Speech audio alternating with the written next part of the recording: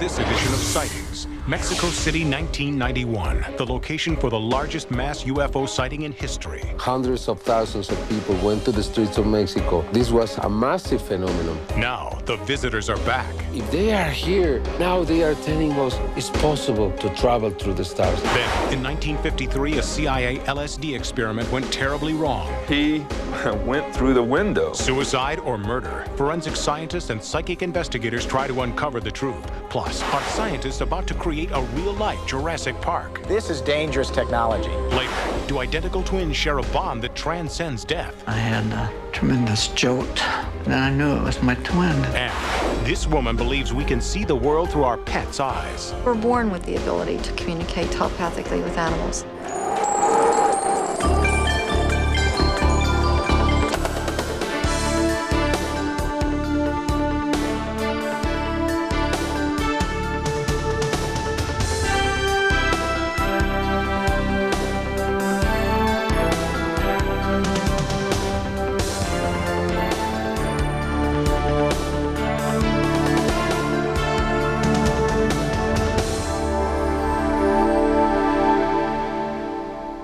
Welcome to Sightings. I'm Tim White.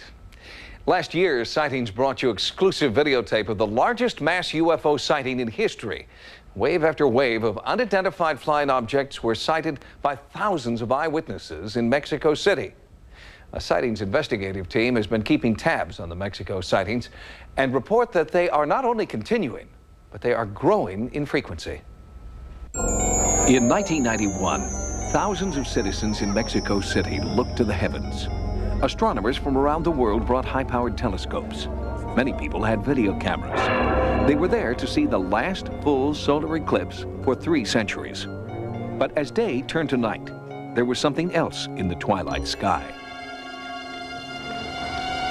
UFOs, lots of them, recorded at the same time by different people from locations throughout central Mexico. Mass sightings on this scale are rare, and ufologists describe the event as a flap. One journalist who witnessed the original mass sighting has spearheaded a continuing effort to understand what exactly is going on. Jaime Muson, Mexico's most respected television reporter and host of Mexico's version of 60 Minutes, is the guiding force behind a project to collate, archive, and study this flap. From the day of the eclipse of July 11, 1991, we had the most incredible flap that has ever been recorded or keep it as evidence. A police officer caught one view of a suspected craft from a surveillance camera set up to capture drug traffickers. And this daylight video footage was taken by a Catholic priest who believes the Bible supports the possibility of extraterrestrial life forms. Christ speaks of his kingdom not being of this world, that his angels helped him. We are so small, and the universe is something so big that we cannot begin to understand all that is out there. Why Mexico City? Why 1991? Some researchers found what they believe to be an answer in Mexico's ancient Maya culture. Pyramids south of Mexico City have given rise to the theory that these structures, built with extraordinary technical sophistication, were actually built with the assistance of an advanced extraterrestrial race. Were these pyramids built with a mysterious purpose in mind that has somehow beckoned extraterrestrial visitors back to the region centuries after the Maya civilization vanished? And then there is the astronomical calendar devised by the Maya centuries ago. Some archaeologists believe that the calendar accurately predicted the solar eclipse of 1991 and has also made predictions about UFO visitations. The July 11th eclipse that we witnessed was forecasted thousands of years ago on the code of dressed in eclipse table of the Mayan civilization. The Maya referred to the periods between eclipses as suns. These suns last up to 500 years. The fifth sun ended on the eclipse of July 11th. It was predicted in some form, like the era of the New Enlightenment. The sixth sun is the return to the Epic of Enlightenment. Could the continuing Mexico City flap be a harbinger of the enlightenment predicted in the Maya calendar? Are the UFOs that have continued to appear almost daily since 1991 trying to send us a message? Hundreds of amateur videotapes have been shot in the search for that message. It was an object that was flying overhead at a low altitude in the area which I live. It was an object in the form, shall we say, of a top. It was suspended over a tower. It was revolving around. It stopped spinning and began to move across. It hid itself behind a building. I looked at the sky, and there were some bubbles. To me, it looked like a pearl. So I shot it with my camera.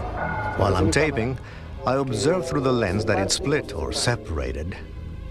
There is a concerted effort in both civilian and academic circles to get to the bottom of the UFO mystery. At El Grupo Sol, a Mexico City university, courses are taught in computer analysis of supposed UFO film and video.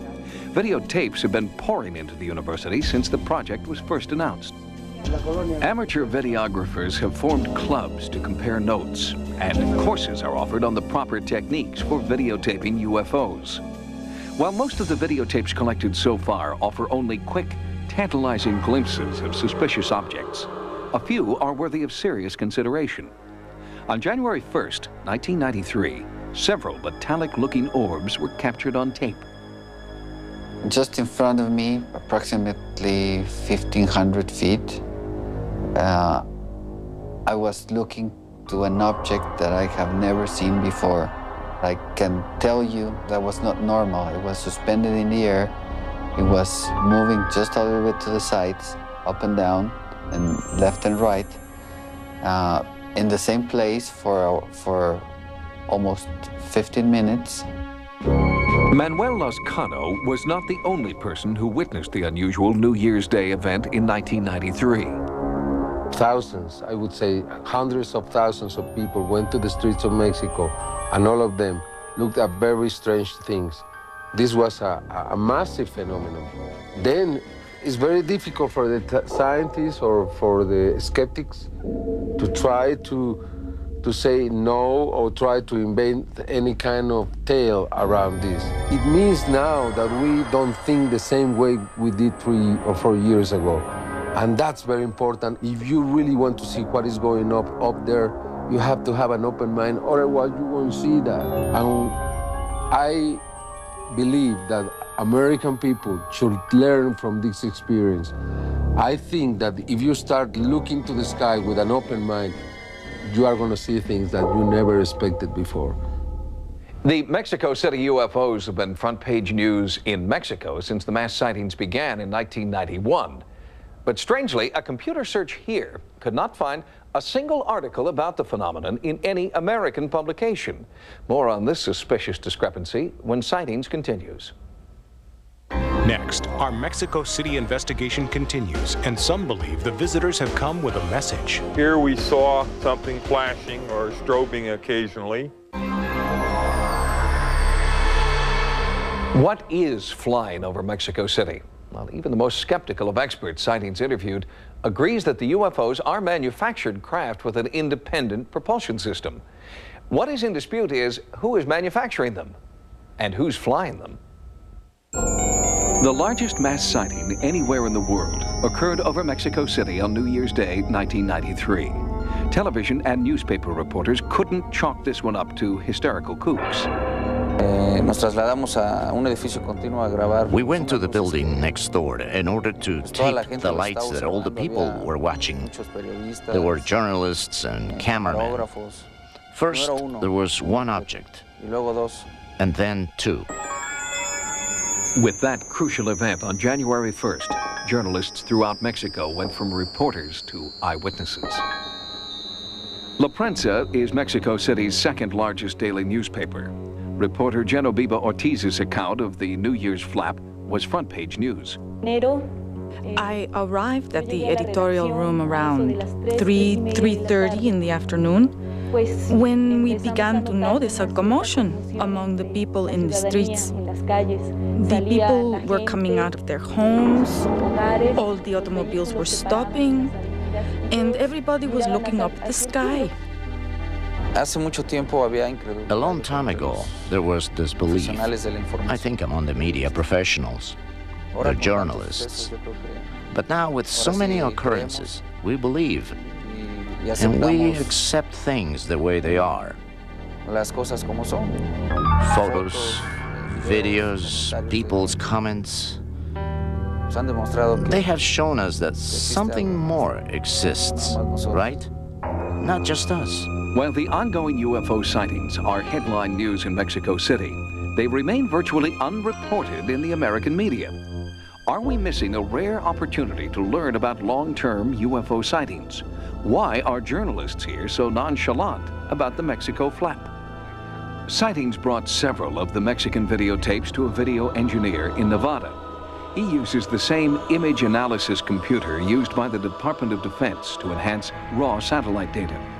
Because of the sensitive nature of his work, he is asked to remain anonymous. His analysis of the tapes revealed startling details that Mexican investigators had not previously seen. Initially, we took some time to look at a blow-up and enlargement of the object that everybody sees in the motion video, and happened to see a flash of light down in this area of the screen. We went down there and enlarged it, and we see something here that doesn't seem to follow the general geometry of the image. There seemed to be another spot right in here. This area in here was flashing or strobing occasionally. And here we saw, again, something that didn't seem to be sensible with the rest of the image. It's pretty much not anything that we can readily identify as an existing aircraft or helicopter. Why are reporters in the United States disinterested in the largest continuing mass sighting in recorded history? Why do they treat as suspect tens of thousands of eyewitnesses and over 1,500 videotapes? If you want to be really truthful and you believe this is real, you have to tell it. It doesn't matter if it's risky. It doesn't matter if they are going to tell you that you are crazy. It doesn't matter if you lose your credibility, if you are acting as an honest man. As the Mike Wallace of Mexico, Jaime Maussan has reason to be concerned about his credibility. But the mass sightings Maussan has witnessed fuel his passion. And many people was afraid when I started presenting this if I was going to lose my credibility. I am an investigator. My duty is to investigate, and my duty is to do it for the benefit of the people. If you have the courage and you believe in it, and it's true, you will be supported by people. And to do that is very risky, and I know that's why many of my partners, probably in the United States, don't do that. On balance, Maussan and his colleagues throughout Mexico have not reported alien abductions, extraterrestrials disguised as DEA agents, or intergalactic ultimatums. They are simply reporting what they are seeing and what they believe they will continue to see for years to come. If they are here, we will be there tomorrow. They are proving with their presence here that it's possible to travel through the stars. It's the only reason science hasn't accepted the presence of these beings here, because we don't know how to travel these tremendous distances in the stars or in the universe between the galaxies. But if they are here, now they are telling us, hey, take it easy, take it easy. It's possible to travel through the stars, and it's all that matters at this moment. Since this latest report was completed, Sightings has been contacted by a commercial airline pilot who claims that he was involved in a near miss between his DC-9 and a UFO. We'll bring you his complete story on an upcoming program. Coming up, do identical twins share a unique bond in life and death? And I knew it was my twin, and his spirit rose up from me, and my spirit wanted to go with him.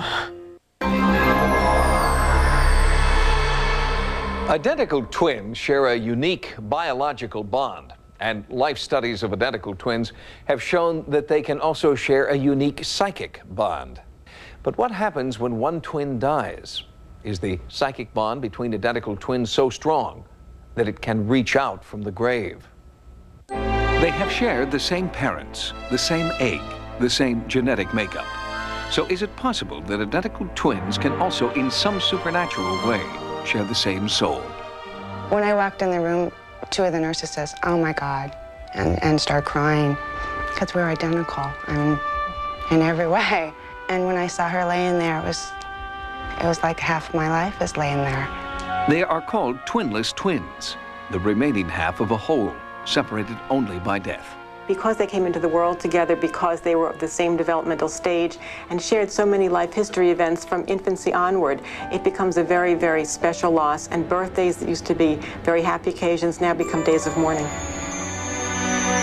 And many twinless twins report that although death has severed the physical bond they shared, a psychic bond lives on beyond the grave. I was up on a power pole and I wasn't touching any energized conductors, but all of a sudden I had the most tremendous jolt went through my body as if I'd taken an electric shock, and I knew it wasn't me because I wasn't touching anything energized, but then I knew it was my twin. And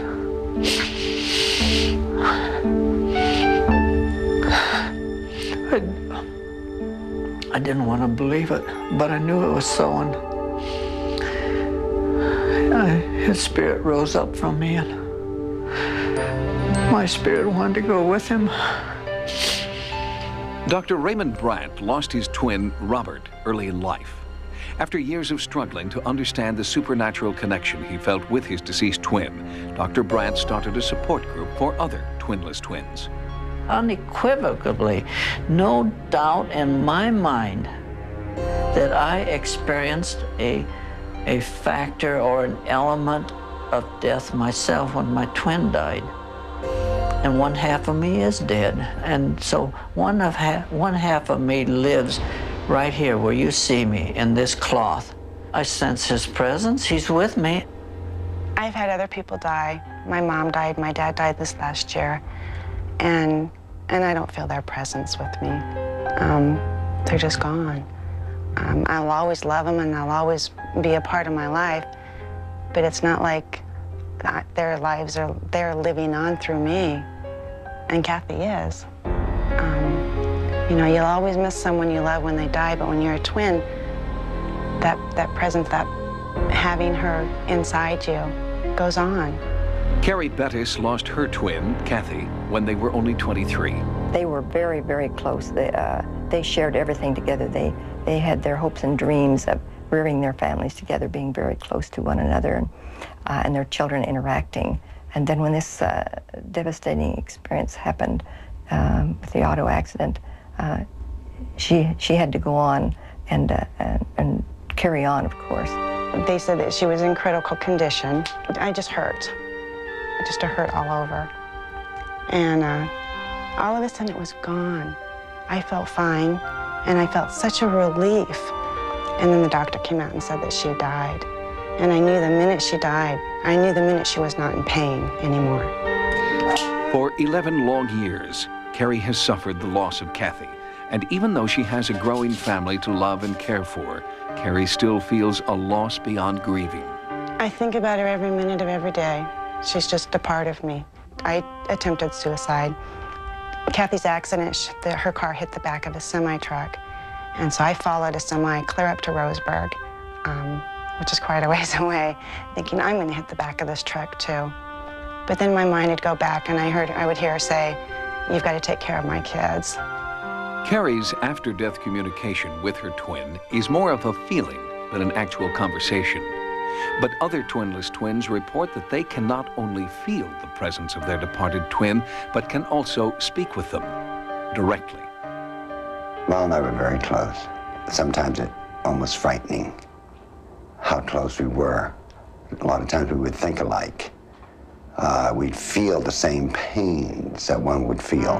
Robert McGowan lost his twin Ronald later in life after a long bout with cancer. As I looked at the casket, I could hear him say, "Bobby, It's just a box going down on the ground.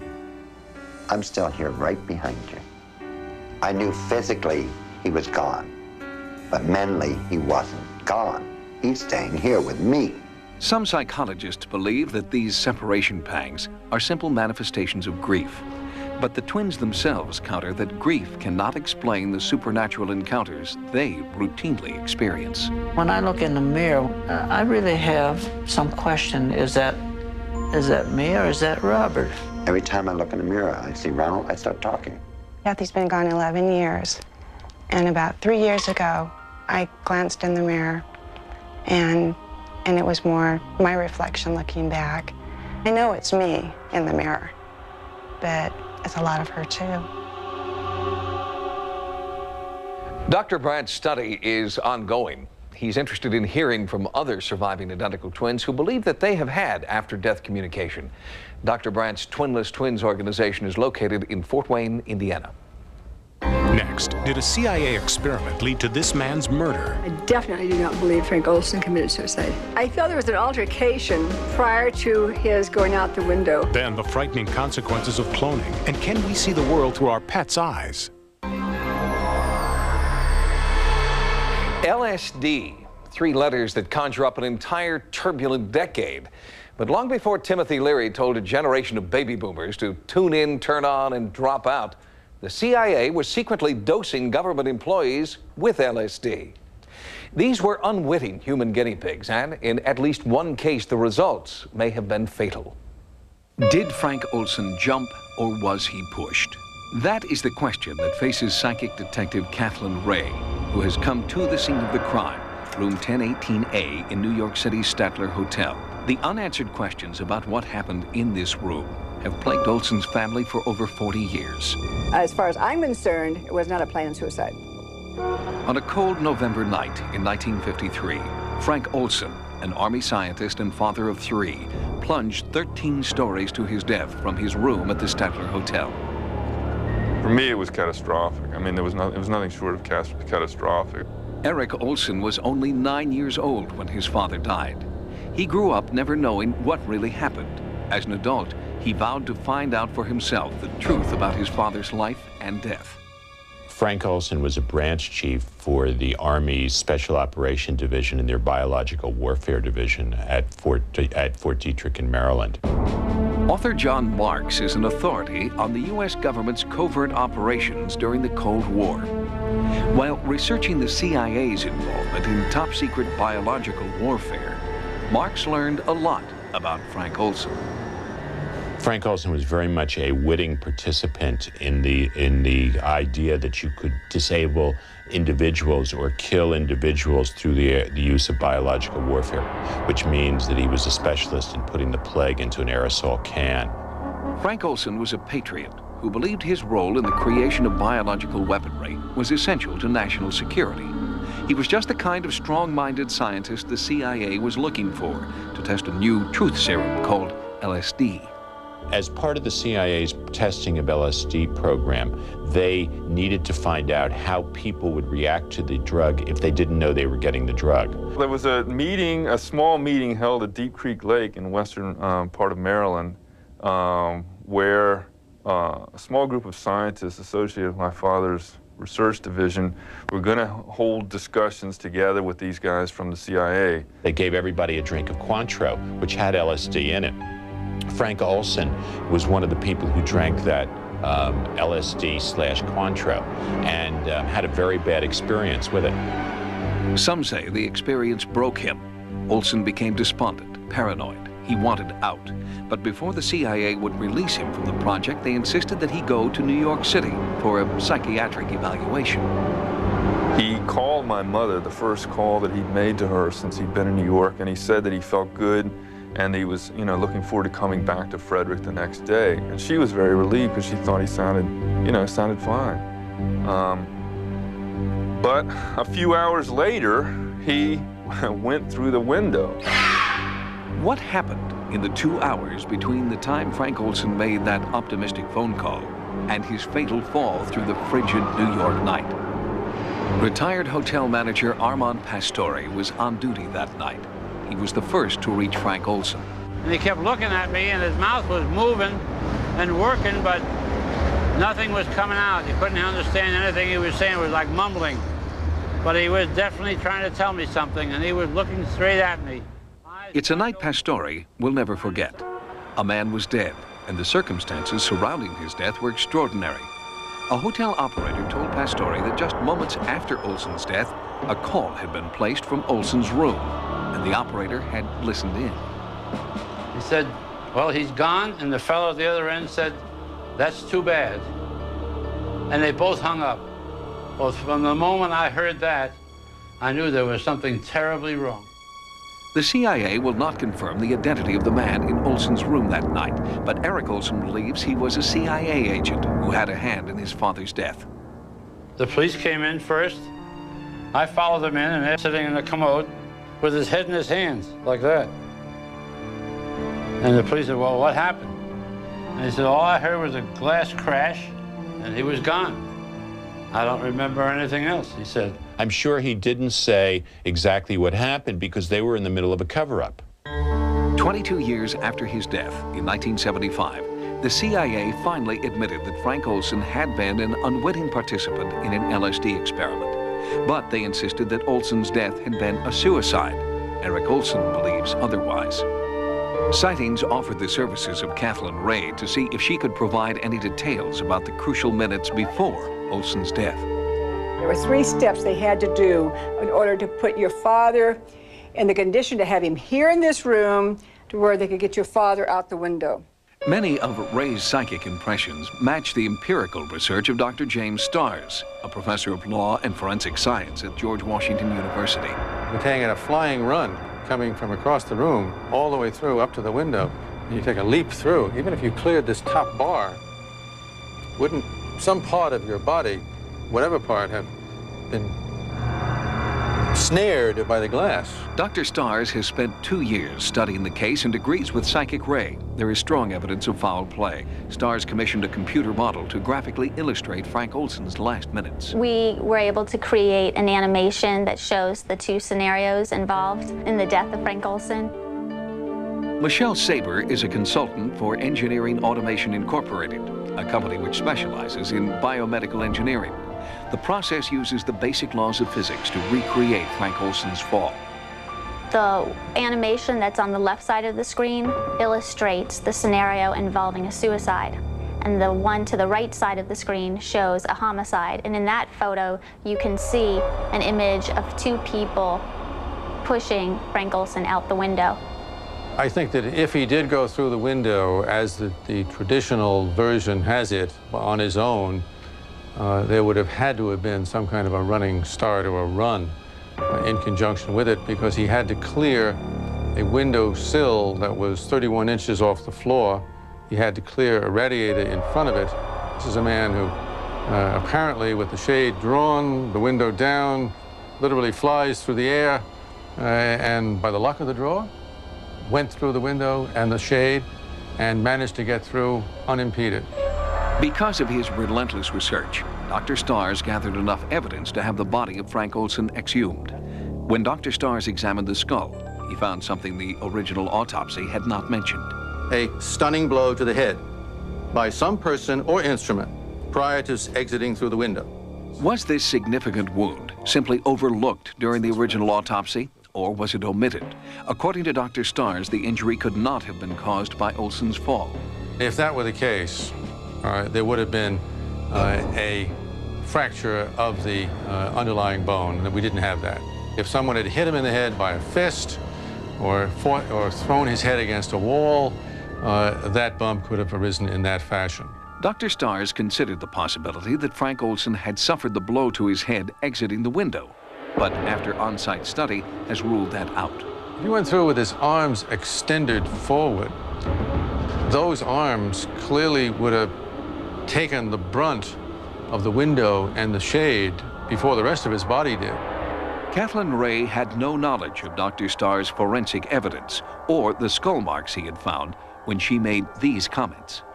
He is threatening something that they feel would be very dangerous to their work.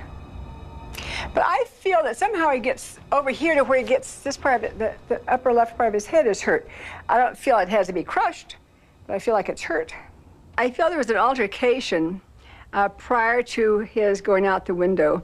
And when I stop and think about it, one is across the forehead here, and this is not from hitting the ground.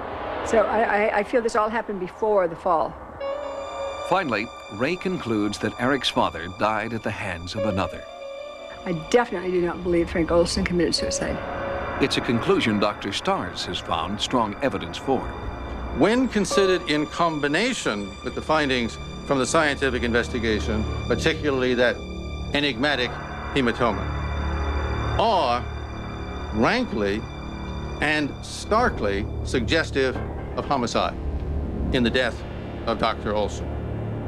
But is the forensic data from Dr. Stars and the psychic impressions of Kathleen Ray enough to break the seeming conspiracy of silence surrounding Frank Olson's death?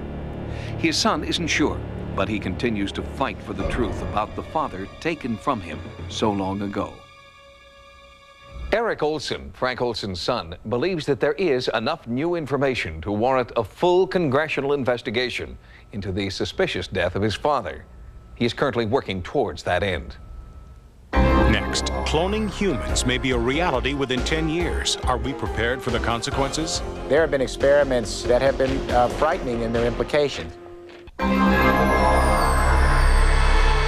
Within every human embryo, there is enough genetic information to replicate that embryo 1,000 times over. It's called cloning, and science and ethics are at loggerheads over what cloning will mean in the future. Some see it as the greatest medical breakthrough in history.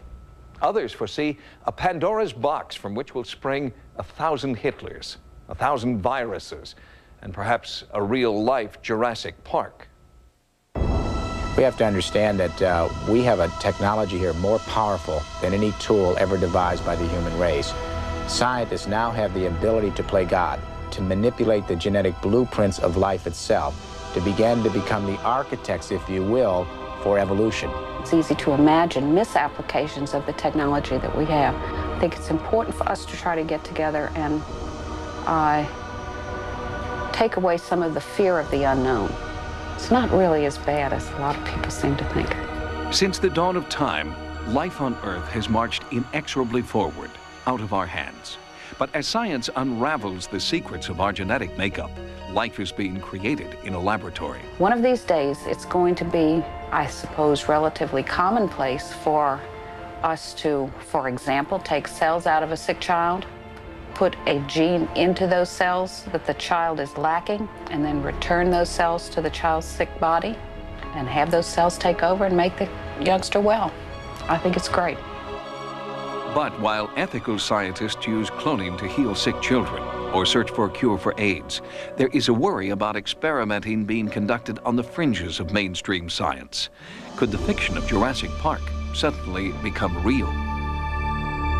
I would say the technology to actually read and reconstruct an entire genetic code of a dinosaur is perhaps about 15 years away. Entombed in amber, the petrified remains of prehistoric tree sap. This insect is 95 million years old. Because DNA never dies, it may be possible to remove strands of genetic material from this insect and clone not only the insect, but anything the insect fed on, including a Tyrannosaurus Rex. And it's just a matter of going in, getting the information, and replicating it in a modern living cell, and giving that cell an appropriate nucleus, a yolk, and an eggshell. And you should be able eventually to hatch living, breathing dinosaurs. Cloning dinosaurs may be years away, but there are genetic experiments going on right now with equally frightening potential. Every day, scientists experiment with recombinant DNA and make ethical decisions with a global impact. Recombinant DNA is the heart of the genetic engineering revolution. Recombinant DNA means recombining DNA, taking snippets of DNA from unrelated species and splicing them together to create novel organisms that have never existed in evolution or in classical breeding. Scientists have taken a human growth hormone gene, placed the gene into mice embryo, The mice are born with a human gene replicating in every cell of their body. The mice grow twice as big as any mice in history, and they pass that human gene into every generation of their offspring. My own feeling is that geneticists as a whole are very, very responsible about what they do, and they spend a lot of time thinking about the implications of what can happen with our new genetic technology. But geneticists as a whole fails to take into account rogue scientists with their own agenda.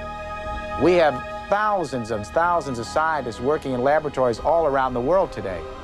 And the public is not aware of this, but they are snipping together genes, re-editing genes, recombining genes, creating novel new plants, animals, microorganisms that we have never seen on this earth. As the ongoing experiments continue, who will be there to decide when to stop? Now, what happens when genetic technology gets down to this level where it's widely available to anyone, and you have some splinter in some part of the world that comes up with some very insane agenda? And this is what you always have to worry about. You have to worry about the Saddam Husseins and the Adolf Hitlers of history popping up anywhere. Some scientists have estimated that we are only 10 years away from the ability to clone a genetically engineered human being. If I scratch a cell off my body here, that cell has the complete genetic information to clone an identical copy of myself.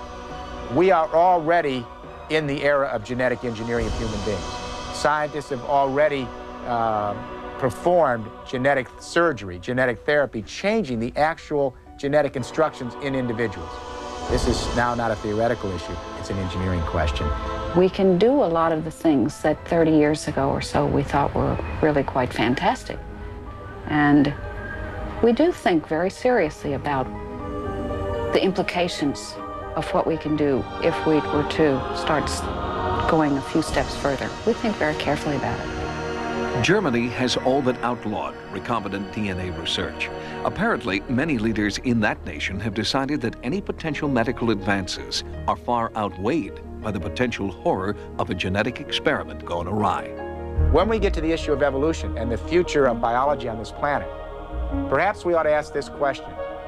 Is there any institution or group of individuals wise enough, clairvoyant enough, trustworthy enough that we ought to entrust with them the blueprints for the future of life on Earth? The battle between science and ethics is being played out right now in Washington, D.C. Researchers at George Washington University have been ordered to destroy the world's first successful clone of a human embryo, ordered to destroy it because they did not follow federal ethics rules. The researchers counter that their work is too important to destroy, no matter what. Coming up, this woman has a special vision that could save your pet. Once I make the connection, the first thing I need to ask the animal is, are you alive? Do we humans have an underdeveloped psychic ability to communicate with animals? Psychic Carol Gurney believes that we all do, and that she has been able to develop her own ability to communicate between species. She uses her ability during desperate circumstances when someone is searching for their lost pet. It's actually almost blending with the animal and becoming them and really feeling as they feel for that moment.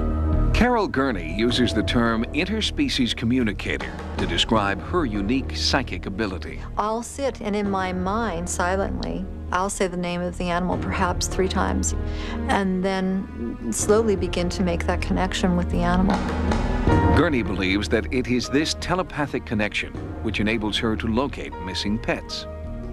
Once I make the connection, the first thing I need to ask the animal is, are you alive?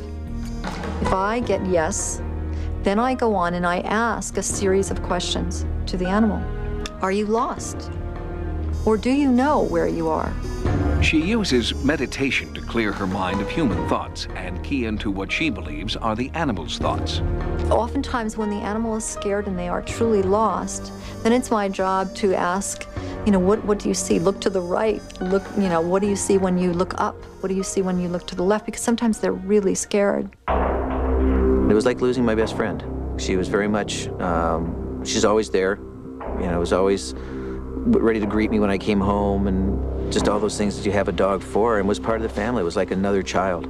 John Slosser contacted Carol Gurney after his dog Susie disappeared. When I got in touch with Susie, she was still alive, but very panicked.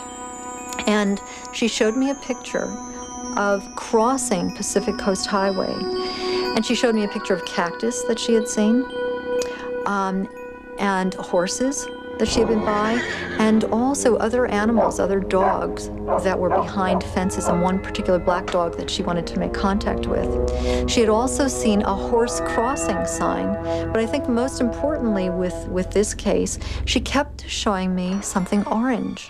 About a day after I called her, Carol called me back and said she had made contact with Susie and that the dog was alive, and she started describing to me the area where Susie might be found. A couple of days later, Susie was found in an area that matched Gurney's visions in every detail. I went to the area where the dog was found, and it had a horse crossing sign. It had a corral with a horse. It had a black dog that had befriended Susie. It had all the elements, and it had the orange fencing, which was surprising. It was the orange fencing is only used at like construction sites, and this area had all those elements. Tina Sachs lost her dog Calamity in the confusion following the Northridge, California earthquake in 1994. When I contacted Calamity, the sense was that she was alive. So from there, I asked her questions, where are you? And the first response I got was, I'm in the hills. She had asked me, are there any mountains around you? And the first ones I thought of was at the top of Topanga, Rocky Peak. And she says, well, you need to go there. Your dog is there. She told me where to go and what to look for. Go to the mountains and look for rocks, horses, old cars, palm trees, and a little house. Tina was encouraged to try and form her own psychic link with Calamity. In my head, I'm talking to my dog and telling her, you know, Calamity, come home, you have food, you have water, Mommy's looking for you. Tina followed her instincts and Gurney's clues, and just as predicted, Calamity was found in the mountains near a small abandoned building. I think it was the next day, Tina called me in tears, so happy because she had found Calamity. I lost her for 8 days, and if it wasn't for Carol, I never would have found her. Never. We're born with the ability to communicate telepathically with animals. And what's happened is because we're such an intellectual society, we've just forgotten how to do it.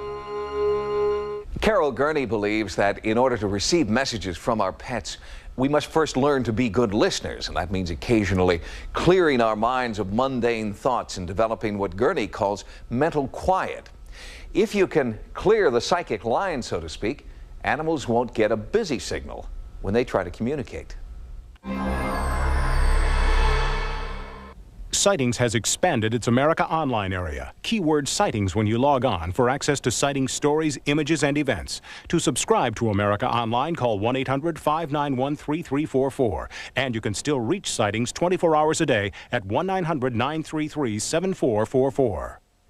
Until next time, remember, no mystery is closed to an open mind. For Sightings, I'm Tim White. Next on Sci-Fi, Dark Shadows. Tonight on Sci-Fi's Farscape, Creighton's inner demons exorcised. Pray for your soul, Scorpion, if you have one. Sci-Fi's Farscape, tonight at 9. This is Sci-Fi.